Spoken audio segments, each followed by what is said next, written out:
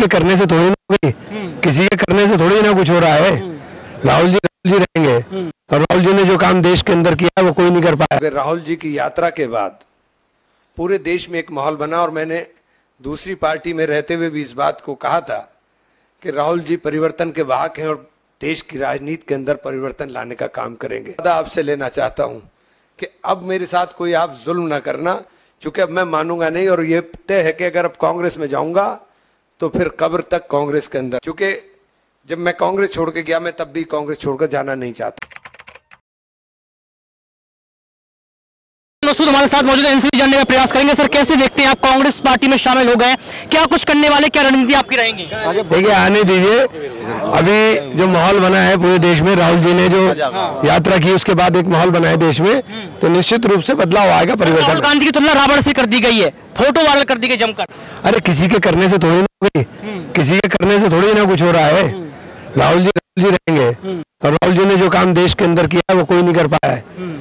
Sir, आपसे सवाल ये रहेगा कि आपके लिए समाजवादी पार्टी भी विकल्प था, समाजवादी पार्टी में आप रहे हैं, समाजवादी पार्टी इंडिया अलायंस का हिस्सा है, कांग्रेस पार्टी ही क्यों चुनी आपने?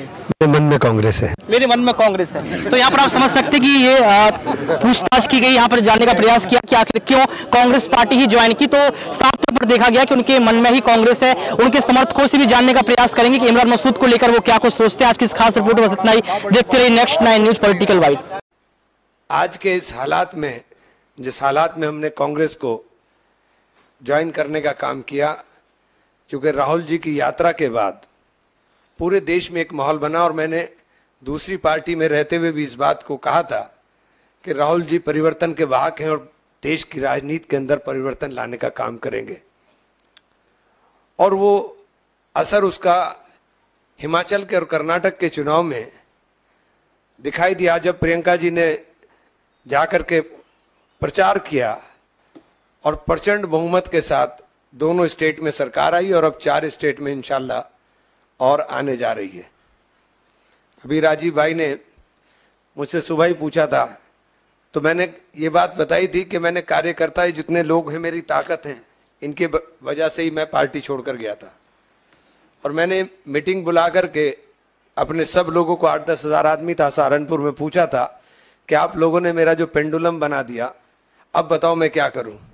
अब आप कह रहे हो कि मैं कांग्रेस में चला जाऊं, लेकिन मैं चला तो जाऊंगा, लेकिन एक वादा आपसे लेना चाहता हूं कि अब मेरे साथ कोई आप जुल्म ना करना, चूंकि अब मैं मानूंगा नहीं और ये तय है कि अगर अब कांग्रेस में जाऊंगा तो फिर कब्र तक कांग्रेस के अंदर रहूंगा। तो ये वादा लेकर के, ये बात मैंने आपको सुबह बताई थी, तो ये वादा लेकर के हम लोग आए थे। चूंकि जब मैं कांग्रेस छोड़ के गया मैं तब भी कांग्रेस छोड़कर जाना नहीं चाहता था।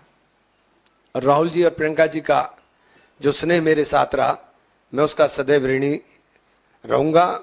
और मैंने इस बात को 12 बताने का भी काम किया। आज कांग्रेस के अंदर सम्मिलित होने पर मैं हृदय की गहराई से फिर धन्यवाद करना चाहता हूं